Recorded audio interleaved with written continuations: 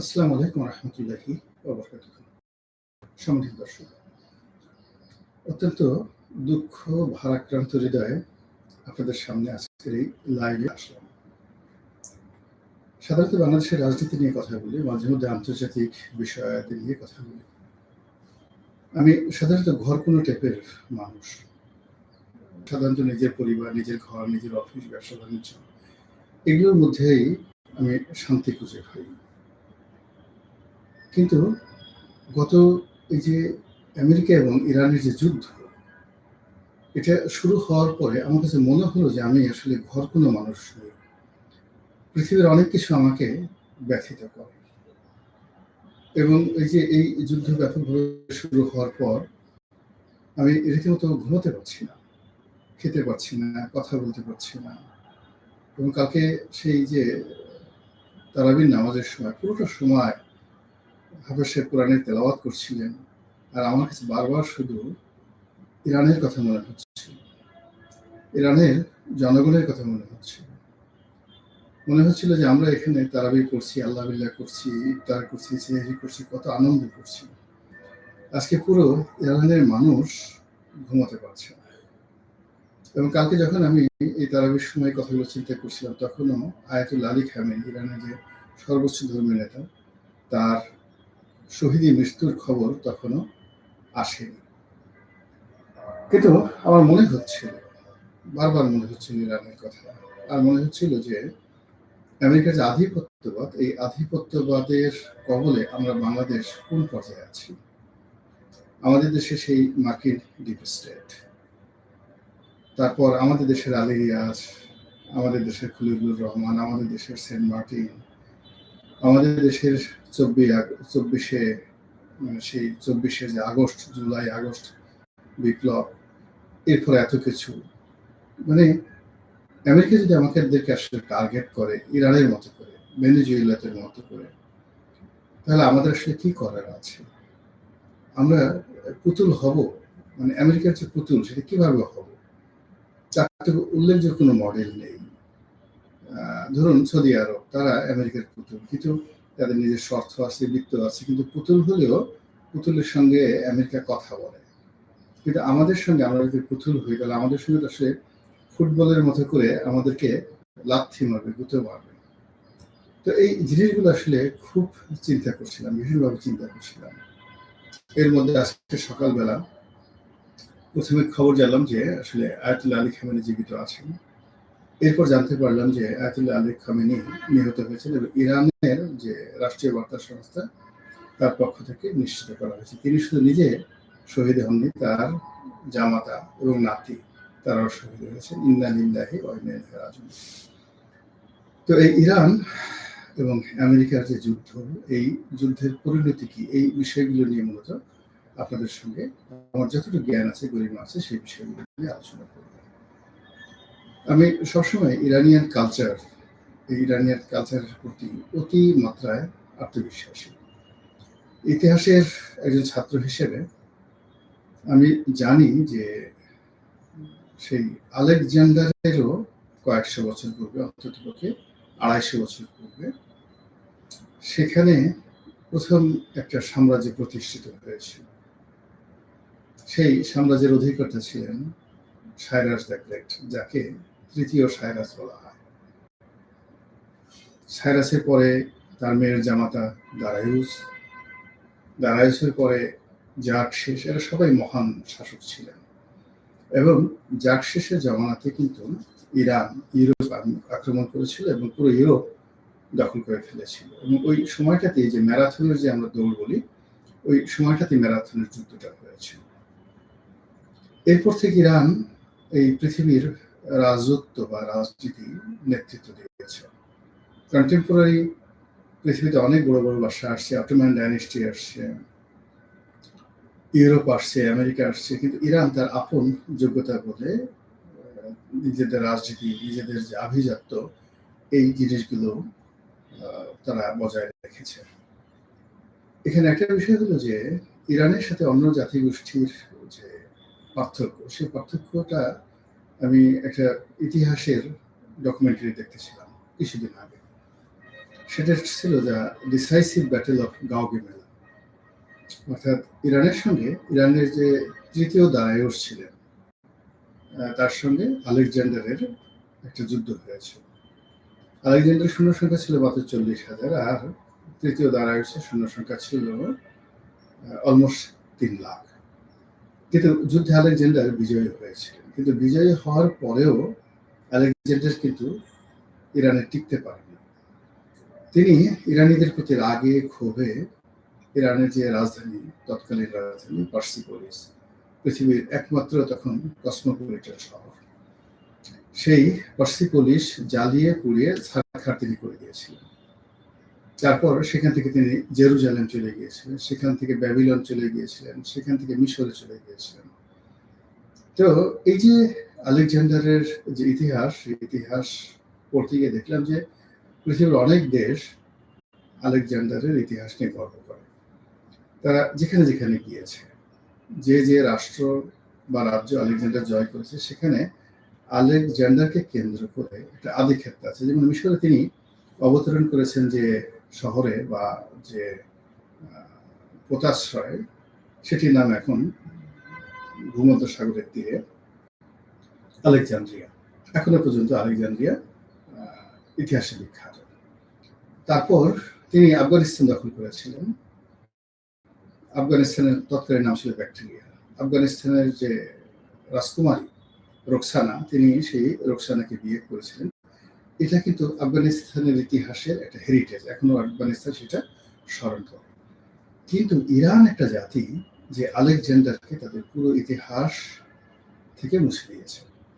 শুধু তাই নয়, আলেকজান্ডার যেই যেই পথ দিয়ে গিয়েছেন, সেই সেই পথে এখনো পর্যন্ত মানুষ ঘৃণা প্রকাশ করে যে এই জায়গাতে আলেকজান্ডার গিয়েছে। এবং আলেকজান্ডারের এই পুরো সময়টিতে একজন ইরানিয়ান বেইমানি করেনি তার মাতৃভূমির সঙ্গে। ইরান কেবলই মাত্র যে হযরত আবু উবাইদা ইবনে জাররাহ, তিনি যে ইরান দখল করেছিলেন, শুধুমাত্র মুসলমানদের সঙ্গে, মুসলমান ধর্মের সঙ্গে ইরানের যে জাতিগোষ্ঠীর এটা একটা অ্যাডাপশন হয়েছে। এর বাইরে ইরান কখনো কোনো জাতিগোষ্ঠীর সঙ্গে তারা অনেকটা নেকড়ের মতো কখনো আত্মসমর্পণ করেনি, কখনো একীভূত হয়নি, কখনো বিদেশি কোনো কালচার দ্বারা, রাষ্ট্র ক্ষমতা দ্বারা কখনো তারা বশীভূত হয়নি। এমনকি যে হালাকু খান, তিনি ইরান দখল করেছিলেন। তো সেই হালাকু খান একটা সময় ইরানে থেকে গেলেন, তিনিও মুসলমান হয়ে গিয়েছিলেন এবং তার বংশবৎ পরবর্তীতে যে চাইনিজ ডিসেন্ট তারা ছিলেন, সেই মঙ্গল যে তাদের যে রক্তের যে লাইন ছিল, ব্লাড লাইন ছিল, সেটা বাদ দিয়ে তারা সেই পারস্যের ইতিহাসের সঙ্গে সম্পৃক্ত হয়ে নিজেদের যে বংশের নাম তারা লিখেছিলেন ইলখানি বংশ। এবং সেই ইলখানি বংশ ইরান, তুরস্ক, মধ্য এশিয়ার অন্যান্য রাষ্ট্র, রাশিয়ার একটা বিরাট অংশ তারা দীর্ঘদিন যুগপৎভাবে আলাদা আলাদাভাবে শাসন করেছে। সেই হলো ইরানি কালচার।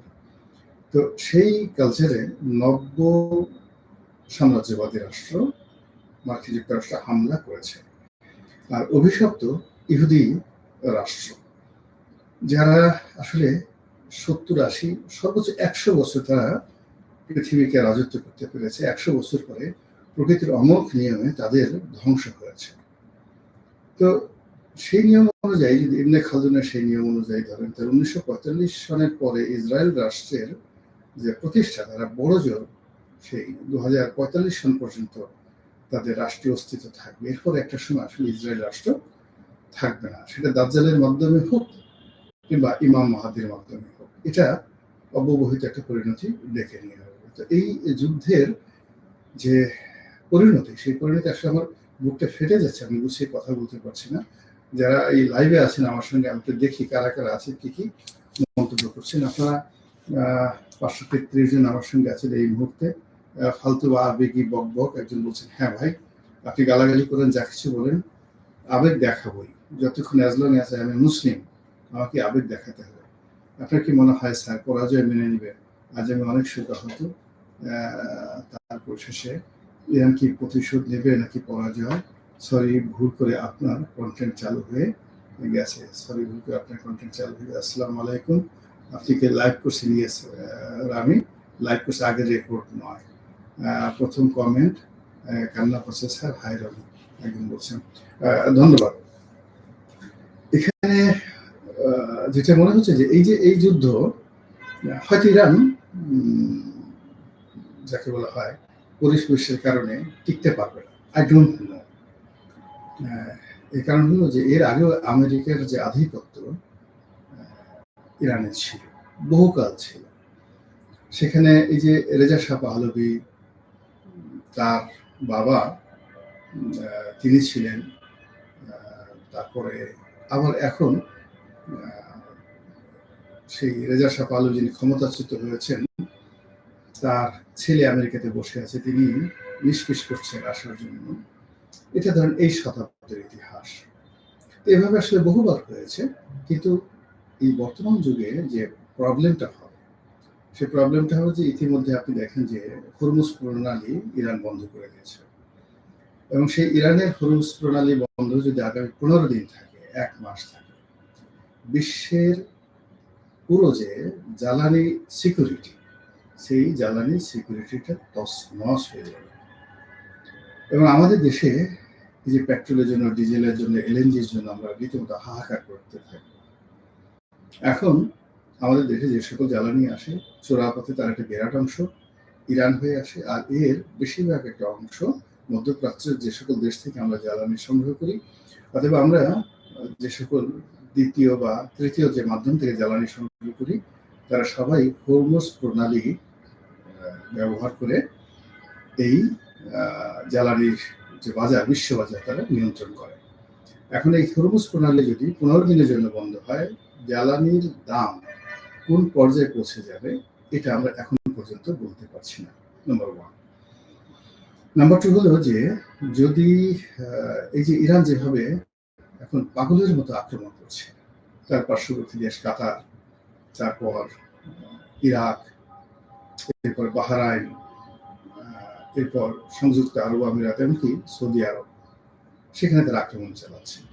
এবং এগুলো তাদের যে স্বল্প মাত্রার মিসাইল যেগুলো অব্যবহৃত করে রয়েছে, এই মিসাইলের আঘাতে কাতারকে তছনছ করে দেওয়া সম্ভব, দূরপাল্লার মিসাইল লাগবে না। এবং ইরান যখন তাদের যারা রেভলিউশনারি গার্ড, যারা ইরাক যে ভুল করেছে, সেই ভুল যদি তারা না করে, তারা যদি শেষ মরণ কামড় দেওয়ার চেষ্টা করে, তাদের যে মিসাইলগুলো রয়েছে, সেই মিসাইলগুলো যদি তারা একের পর এক তারা আক্রমণ করতে থাকে, পার্শ্ববর্তী দেশ সময় পুরো মধ্যপ্রাচ্যের মানচিত্র চেঞ্জ হয়ে গেল। এক। দ্বিতীয়ত হলো যে তারা পার্শ্ববর্তী কুয়েত, ইরাক এবং অন্যান্য যে জায়গাগুলো আছে, তাদের সীমান্ত যে দেশগুলো আছে, সেই জায়গাতে যদি তারা স্থল বাহিনীর অভিযান চালায়, তাহলে মধ্যপ্রাচ্যে, পুরো মধ্যপ্রাচ্যে যুদ্ধ ছড়িয়ে পড়বে এবং এটা রীতিমতো গৃহযুদ্ধে রূপান্তরিত হবে। এরপর ইরানের যে প্রক্সি সংগঠনগুলো রয়েছে, হিজবুল্লাহ রয়েছে, হুতি রয়েছে, তো এই সংগঠনগুলো যদি এই মুহূর্তে অ্যাক্টিভ হয়ে যায় এবং তারা আবার সেই গেরিলা যুদ্ধ শুরু করে, তাহলে এই পুরো মধ্যপ্রাচ্যের একটি রাজপ্রাসাদ অক্ষত থাকবে না। অন্যদিকে মুসলিম যে সেন্টিমেন্টটা রয়েছে, আমরা দেখলাম যে আয়াতুল্লাহ আলী খামেনির এই হত্যাকাণ্ডের পর ইরানের পাকিস্তানের যা শিয়া মুসলিম সম্প্রদায় রয়েছেন, তারা সেই মার্কিন কনসুলেট অফিস সেটা আক্রমণ করেছেন। তো মার্কিন কনসুলেট অফিস আক্রমণ করেছেন, এটা যদি বাধে থাকে, এটা যদি এশিয়ার অন্যান্য দেশগুলো, মুসলিম দেশগুলোতে এই ঘটনাটা ঘটতে থাকে, অর্থাৎ ইন্দোনেশিয়াতে, মালয়েশিয়াতে, এমনকি আমাদের দেশে যদি এই ঘটনাগুলো ঘটতে থাকে, এইগুলো নিয়ন্ত্রণ করার ক্ষমতা সংশ্লিষ্ট রাষ্ট্র সমূহের নেই। এবং এই একটা হযবরল অবস্থার মধ্যে এখন এমনিতে ইউরোপ এবং আমেরিকা তারা অনেকটা অর্থনীতিতে দেউলিয়া হয়ে পড়েছে। এই 3-4 দিন আগে টেলিভিশনে একটা অনুষ্ঠান দেখছিলাম যে একজন, যাকে বলা হয় ফিনল্যান্ডের অধিবাসী, তিনি বাংলাদেশে চলে এসেছেন। তো তিনি স্ত্রী, পুত্র, সন্তান সন্ততি নিয়ে দীর্ঘদিন ফিনল্যান্ডে থাকতেন। তো এয়ারপোর্ট থেকে জিজ্ঞেস করা হলো যে আপনি ফিনল্যান্ড থেকে চলে এলেন কেন বাংলাদেশে? তিনি বললেন যে ওখানকার অর্থনৈতিক অবস্থা এমন খারাপ যে একজনের ইনকাম দিয়ে পরিবার পরিজন মেনটেন করা সম্ভব না, এই জন্য অনেক আগে আমি আমার স্ত্রী পুত্র সন্তান সন্ততিকে দেশে পাঠিয়ে দিয়েছিলাম। এখন পরিস্থিতি এত খারাপ হয়েছে যে আমি একা থাকবো এবং নিজের উপার্জন দিয়ে নিজের পেট চালাবো, এই অবস্থা এখন ফিনল্যান্ডের নেই। যদিও ফিনল্যান্ড পৃথিবীর সবচেয়ে শান্তিপূর্ণ দেশ, সবচেয়ে অর্থনৈতিকভাবে একটি সুসংহত দেশ, কিন্তু সেই দেশের এই ৩-৪ দিন আগে খবর হলো এটা। তো এর উপর যদি ইরানের এই যুদ্ধ, আমেরিকার এই যুদ্ধ ইউরোপের বাজারের উপর ছাপ পড়ে, আমাদের গার্মেন্টস ব্যবসা কি হবে, আমাদের এক্সপোর্টের কি হবে, আমাদের আমদানির কি হবে, আমাদের এই মধ্যপ্রাচ্যে যদি যুদ্ধ শুরু হয়ে যায় এবং একমাত্র মধ্যপ্রাচ্যের দেশগুলোতে এই মুহূর্তে ১ কোটি লোক যারা কাজকর্ম করছেন তারা যে রেমিটেন্স পাঠাচ্ছেন, সেই রেমিটেন্সের উপরে কিন্তু সরকার টিকে আছে। আমাদের লোকাল অন্য কোনো আয় রোজগার নেই। তো মধ্যপ্রাচ্যের দেশগুলোতেই যদি যুদ্ধ চলতে থাকে দীর্ঘমেয়াদে, সেক্ষেত্রে আমাদের ওখানে যারা প্রবাসী ভাই আছেন তারা সেখানে সুখে শান্তি থাকতে পারবে না। তাদের অনেকের বেতন ছাড়া সেখানে কাজ করতে হবে, অনেকে চলে আসতে হবে, এবং আমরা এমনিতেই মানে প্রায় ২৩ লক্ষ কোটি বা ২.৫ লক্ষ কোটি টাকা ঋণের মধ্যে আছি। শেখ হাসিনার জামানাতে যে ঋণ ছিল, সেই ঋণ গত ১৭ মাসে কি পরিমাণে যে বেড়েছে এবং আমাদের রিজার্ভের অবস্থা যে কি হয়েছে, এটা আমরা আসলে কেউ বলতে পারি না। তো তার উপরে যদি আবার এই যুদ্ধ প্রলম্বিত হয়, তাহলে জনাব তারেক রহমান সাহেবের যে সরকার, এই সরকার এই দায় কিভাবে মেটাবেন? তিনি তো সবের মাত্র ১৭ বছর করে আসলেন, এখনো প্রশাসন বলেন, জনগণ বলেন, তার সঙ্গে এখনো পর্যন্ত সম্পর্কটা ওইভাবে হয়নি। একেবারে যাকে বলা হয় বাসর, যাকে বলা হয় স্বপ্ন বাসরও না, ঠিক অনেকটা হানিমুন পিরিয়ড চলছে, ফার্স্ট নাইট সরকারের। এখনো পর্যন্ত জামাতের ক্ষমতা, এখনো পর্যন্ত বিএনপির ক্ষমতা, এখনো পর্যন্ত সেই সাবেক যে অন্তর্বর্তীকালীন সরকারের যে ক্ষমতা, এটা একটা ভারসাম্য তৈরি হয়নি। এখনো পর্যন্ত এনসিপি বুঝতে পারছে না যে ক্ষমতা কি তাদের হাতে আছে নাকি জনাব তারেক রহমান সাহেবের হাতে আছে। সেনাবাহিনী, পুলিশ বাহিনী, বাংলাদেশ ব্যাংক, বিভিন্ন জায়গাতে র্যান্ডম পরিবর্তন হচ্ছে।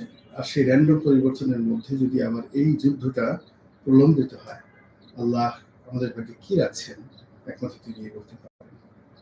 ত্রয়োদশ জাতীয় সংসদ নির্বাচনের পর সংসদ সদস্যদের শপথ গ্রহণ, তারেক রহমানের নেতৃত্বে নতুন সরকারের কার্যভার গ্রহণ এবং সারা বাংলাদেশে এখন বিএনপির যে জয় জয়কার চলছে, সেই জয় জয়কারের প্রেক্ষিতে দেশের প্রধান বিরোধী দল জামাত, যাদের কিনা 11টি দলের একটি জোট রয়েছে, তারা আসলে কেমন আছে?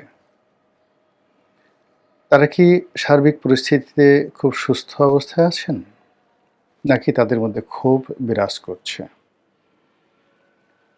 এবং তাদের মধ্যে যদি ক্ষোভ বিরাজ করে, এক্ষেত্রে ক্ষমতাধর বিএনপি যারা আছেন বা ক্ষমতাসীন বিএনপি আছেন, তাদের জন্য কী কী ক্ষয়ক্ষতির কারণ হতে পারে, এই বিষয়গুলো নিয়ে সংক্ষেপে আলোচনা করব।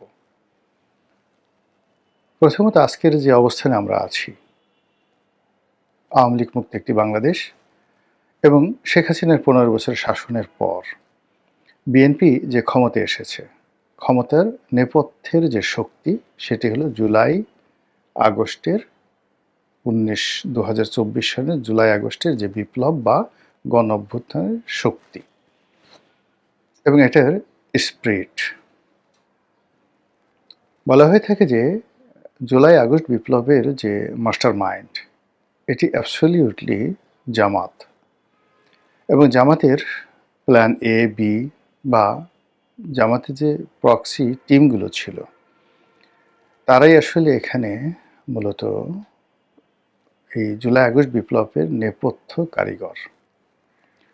পরবর্তীতে ডক্টর মোহাম্মদ ইউনূস ক্ষমতায় আসা, তারপর উপদেষ্টা মণ্ডলীদের ক্ষমতা গ্রহণ, এর সঙ্গে মার্কিন ডিপ স্টেট পলিসির অনেক সংযোগ ছিল, যোগাযোগ ছিল।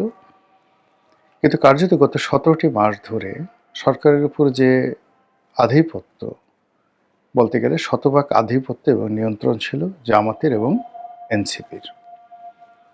তো সেই অর্থে তারা যেভাবে নির্বাচনের কথা ভাবছিল, যেভাবে বিজয়ী হওয়ার হিসাবপত্র করছিল, সেটি হয়নি।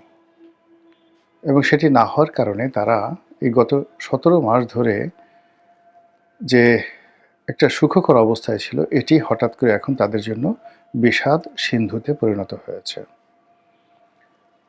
আপনারা জানেন যে গত 17 মাসে জামাতের বহু গুপ্ত ব্যক্তি, যারা দীর্ঘদিন বিএনপির মধ্যে ছিল, দীর্ঘদিন আওয়ামী লীগের মধ্যে ছিল, অনেকে সিভিল সোসাইটিতে মিশেছিলেন, তারা ইউনূস জমানাতে এসে হঠাৎ করে জামাতের যে আদি এবং আসল রূপ এটি নিয়ে আত্মপ্রকাশ করলেন এবং সরকারের বহু জায়গাতে সম্মানজনক পদে, লোভনীয় পদে, মর্যাদাপূর্ণ পদে তারা বসে গেলেন। কিন্তু বিএনপি সরকার ক্ষমতা আসার সঙ্গে সঙ্গে অনেকটা ঝড়ের গতিতে, উল্কার গতিতে এই যে পদ পদবিগুলোতে জামাতের আধিপত্য ছিল সেখানে রীতিমতো ব্যবচ্ছেদ করে দিয়েছে। অনেককে বাদ দিয়েছে, অনেকের চাকরি যায় যায় অবস্থা, এবং আগামীতে অনেকের বিচার হওয়ার বা অনেকের বিরুদ্ধে মামলা হওয়ার সম্ভাবনা প্রকট। বিশেষ করে ডক্টর মোহাম্মদ ইউনূস এবং তার উপদেষ্টা মণ্ডলীদের বিরুদ্ধে মামলা করার জন্য অনেক পক্ষ নিষ্পিস করছে। আওয়ামী লীগের লোকজন প্রাণান্ত চেষ্টা করছে, দরকার হলে তারা ফাইন্যান্স করবে। এমনকি সিভিল সোসাইটি থেকে অনেক লোক চেষ্টা করছেন, এবং এই মামলা মোকদ্দমা হলে সঙ্গত কারণেই এর সঙ্গে জামাতের অনেকে জড়িয়ে যেতে পারেন। এক। 2 নম্বর হলো যে এখানে যে বিষয়টি ইন্ডেমনিটি দেওয়া হয়েছিল গত 17 মাসে, সেটা হলো পুলিশ হত্যা সহ আগস্ট মাসের পরে যে সকল ঘটনা ঘটেছে একটা নির্দিষ্ট সময় পর্যন্ত, এখানে অনেকগুলো খুন হয়েছে, জখম হয়েছে, হত্যাকাণ্ড হয়েছে, এবং এটিকে বিপ্লবের অপরিহার্য অংশ হিসেবে বর্ণনা করা হচ্ছে। এবং এই বিষয়গুলো নিয়ে যদি মামলা মোকদ্দমা হয় তাহলে অনেকেই ফাঁসবে। আর তার থেকে বাঁচার জন্য যে ইন্ডিমিউনিটি দেওয়া হয়েছিল, সেই ইন্ডিমিউনিটি যদি এখন বিএনপি জাতীয় সংসদে পাশ না করে, তাহলে সেক্ষেত্রে এই যে জামাত বলেছে তারা মাস্টার মাইন্ড, বা জামাতকে মনে করা হতো মাস্টার মাইন্ড, এই বিষয়গুলো নিয়ে জামাতের কপালে দুর্ভোগ আছে। কাজে জামাতের লোকজন ভালো অবস্থানে নেই, তাদের মধ্যে ভয়, আতঙ্ক, দ্বিধা, অস্থিরতা কাজ করছে। ইতিমধ্যে আমিরে জামাত হঠাৎ করে অসুস্থ হয়ে পড়েছেন, আবার হাসপাতাল থেকে তিনি সুস্থ হয়ে বিবৃতি দিচ্ছেন। যে সমস্ত লোক, জামাতের লোক, টেলিভিশনগুলোতে দাপিয়ে বেড়াতেন, তাদেরকে এখন দেখা যাচ্ছে না। বিশেষ করে জামাতের যে বৃহত্তম যে ব্যাংকটি রয়েছে, ইসলামী ব্যাংক, এই ব্যাংকে তারা যে কর্তৃত্ব স্থাপন করেছিল, সেখান থেকে যদি আবার তাদেরকে বের করে দেওয়া হয়, এবং এটা সম্ভাবনা খুবই বেশি। কেন্দ্রীয় ব্যাংকে তাদের যে আধিপত্য ছিল সেটি চলে গেছে। এখন কেন্দ্রীয় ব্যাংকের মাধ্যমে যদি ইসলামী ব্যাংকে আবার সে বোর্ড পুনর্গঠিত হয় এবং সেখানে এস আলম বা তার সমর্থিত যারা লোকজন আছেন তারা যদি ফিরে আসেন, জামাতের জন্য রীতিমতো ডিজাস্টার। রাজনীতি করার চেয়ে তখন তাদের যে আগের জমানাতে পালিয়েছিলেন এটি তাদের জন্য লাভজনক হয়ে পড়বে। এর কারণ হলো যে ক্ষমতায় থেকে আসলে অপমান সহ্য করা যায় না।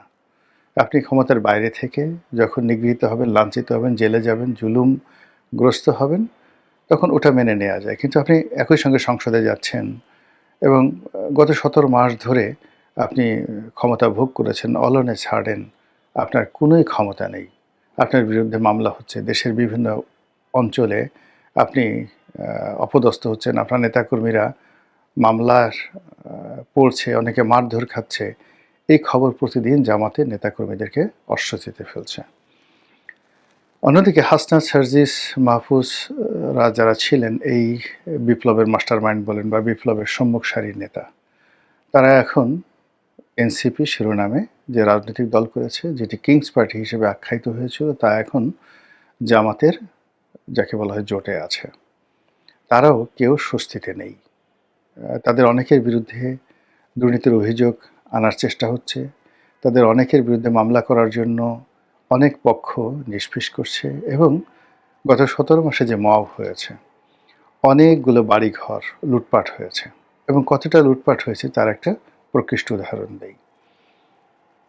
আমার বাসায় আওয়ামী লীগের একজন সাবেক উপজেলা চেয়ারম্যান একদিন একটা তদবির নিয়ে এলেন কয়েকদিন আগে। তো তিনি ছিলেন, তার স্ত্রী ছিলেন, তার স্ত্রী একটা কলেজের প্রিন্সিপাল, উত্তরাতে বাসা। তো ওই সময়টিতে একজন নামকরা সমন্বয়ক, পরিচিত সমন্বয়ক, তিনি আমার সঙ্গে দেখা করতে গেছেন। তা ও সেই সমন্বয়কে দেখে সেই উপজেলা চেয়ারম্যান যিনি আছেন তার মুখ ভার হয়ে গেল, তার স্ত্রীরও মুখ ভার হয়ে গেল। আমি বললাম যে কী হয়েছে? সেই ছেলে চলে গেল, চলে যাওয়ার পর বলে কী হয়েছে? বলে ওই যে আপনি যাকে বাসায় উঠিয়েছেন এবং আমার পাশে যাকে বসিয়েছেন তার লোকজন আমার বাসা লুট করেছে। 150 ভরি স্বর্ণ, আমার সারা জীবনের উপার্জন। সেই ভদ্রমহিলা বললেন যে আমি জীবনে কিচ্ছু করিনি, যখনই বেতন পেয়েছি 2000-3000 টাকা যখন ভরি ছিল, 1500 টাকা যখন ভরি ছিল, তখন থেকে স্বর্ণ কেনা শুরু করেছি।